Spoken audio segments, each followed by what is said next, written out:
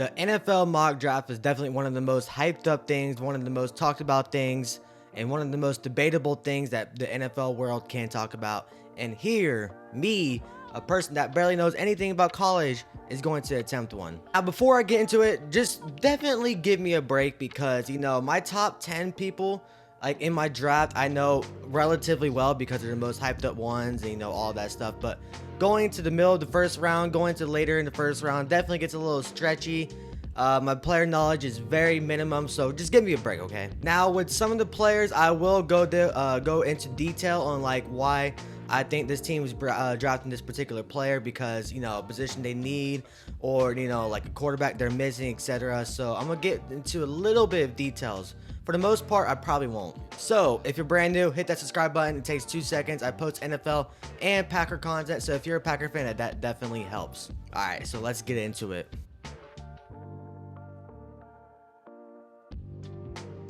Alright, so as you can see on your screen, I'm using Pro Football Focus, one of the most used things to use a projected mock draft. You can easily do trades on here, etc. So I used it last time in my Packer video. If you have not checked that out, go check that out. It's a whole 7th round mock draft of just the Green Bay Packers.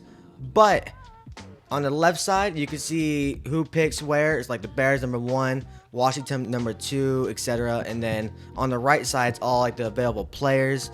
And I think it's a really cool system. It's really easy to use, and you can see what team needs, like quarterback, wide receiver, center. If you can see on your screen, it might be a little bit too small, but yeah, let's get into it. Now, about 99% of the world is taking Caleb Williams for the number 1 pick, the Bears. I do think he's going to go number 1, but I really have a weird feeling that the Commanders are going to try to trade up for him just because he's a hometown boy over there.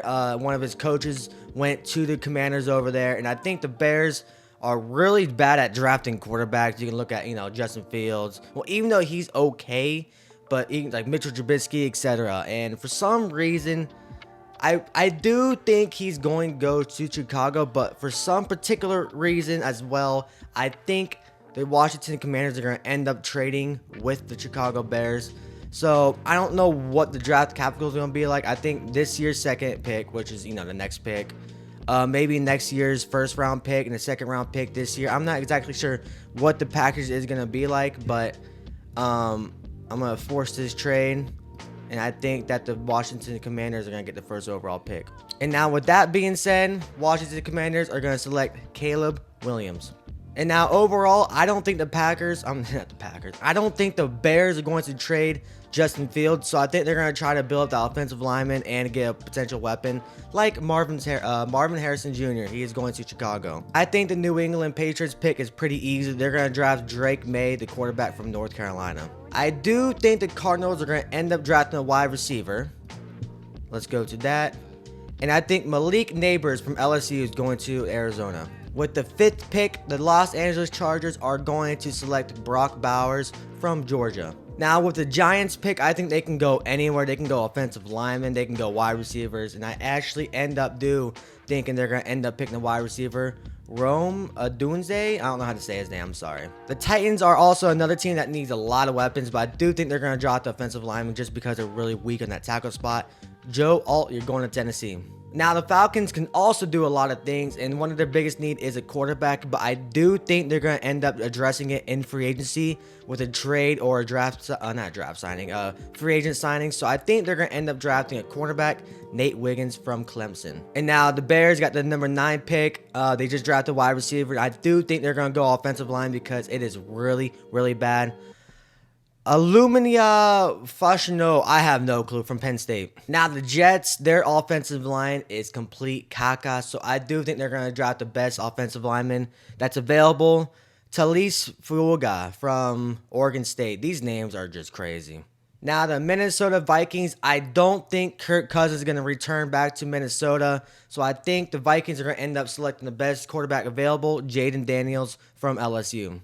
Now, this might be a stretch, but the Broncos are most likely going to get rid of Russell Wilson. So I do think they're going to need a quarterback, and I think J.J. McCarthy is a perfect place for them. Now, the Raiders are also a team that really needs a quarterback really bad, but, the top quarterbacks are already gone in the draft. So I think they're going to address a different need, and I think Brian Murphy's going to end up going to Las Vegas. With the number 14 overall pick in the first round, the Saints are actually going to end up drafting Jared Verse from Florida State. Now, with the number 15 overall pick of the Indianapolis Colts, they're going to select Cooper DeJean from Iowa. Now, with the 16th pick of the Seattle Seahawks, they're going to end up drafting Dallas Turner from Alabama. The Jacksonville Jaguars, their offensive line is also caca. So, Jackson Powers Johnson, you're going to Jacksonville.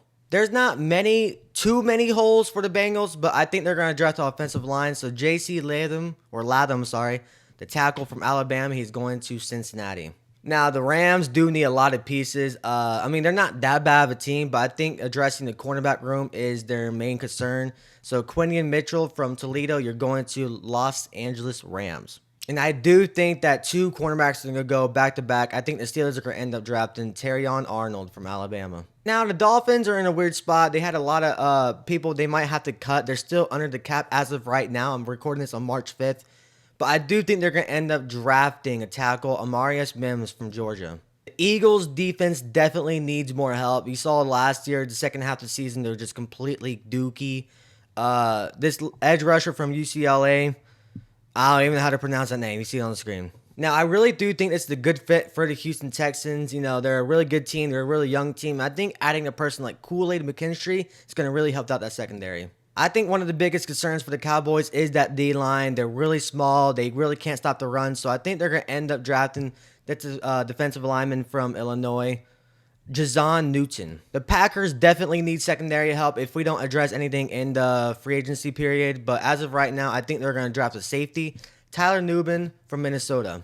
So while I'm literally editing my video, Mike Evans just signed for a 2-year, $52 million contract that just came out from Mike Garafolo. So yeah, disregard my Buccaneers pick. Mike Evans is most likely leaving the Tampa Bay Buccaneers, so I think they're going to address it by adding a wide receiver from the draft, Troy Franklin from Oregon. Now, the Cardinals already selected number 4 pick, had the wide receiver, and I do think they're going to end up drafting a tackle, Troy Fautanu.